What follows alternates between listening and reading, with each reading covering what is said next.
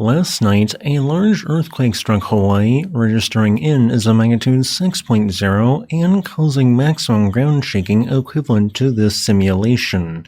Pretty strong.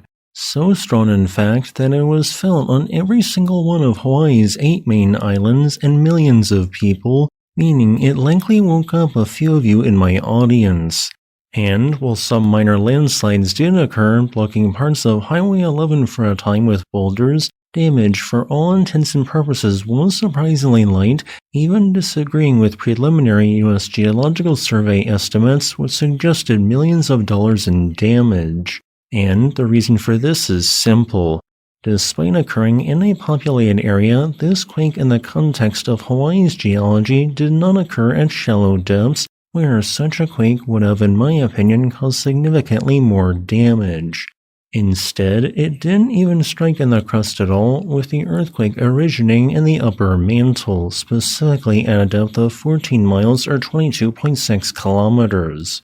On Hawaii's Big Island, there are 4 potential types of earthquakes which can strike, differentiated by their cause and depth. The most potentially worrying of these are the deculment fault earthquakes at 4 to 6 miles depth, which has the theoretical potential to generate up to magnitude 8.0 earthquakes, generate tsunamis, and has caused most of Hawaii's largest earthquakes. However, what occurred on Friday night at 9:46 p.m. local time was an example of what is known as a lithospheric flexure earthquake. These quakes occur due to the fact that Earth's crust is floating on top of the mantle. The thicker the crust is, the more it sinks into the planet's mantle to sort of balance out. Since the Big Island has been increasing its mass and thickness through many geologically recent volcanic eruptions, it is subsiding at a rate of approximately 1 inch a year. This causes extensional and compressional stress which can build up over time, eventually leading to flexural earthquakes such as the 6.0 quake which struck. Flexural earthquakes can be easily identified in Hawaii due to their depth, generally occurring at depths of greater than 12 miles or 20 kilometers. Friday's earthquake largely occurred due to compressional strain dominating the upper section of this flexural zone, but also had a slight shear component to it, meaning the quake technically occurred on oblique fault. Due to its location in the mantle rather than the crust, the chance of large or larger magnitude aftershocks in the near future is modeled to be quite low per the U.S. Geological Survey, with the chance of 1 or more magnitude 6.0 or larger earthquakes striking in the next month as an aftershock being 1 in 500. However, smaller magnitude aftershocks are a bit more likely, and 5 of such have already occurred.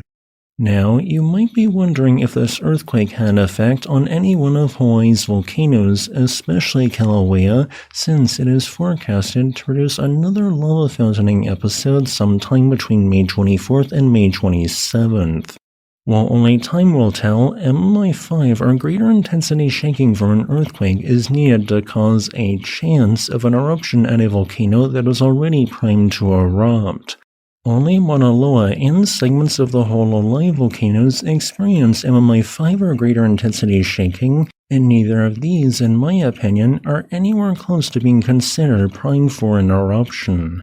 Thus, I am strongly leaning towards no, it won't have an effect.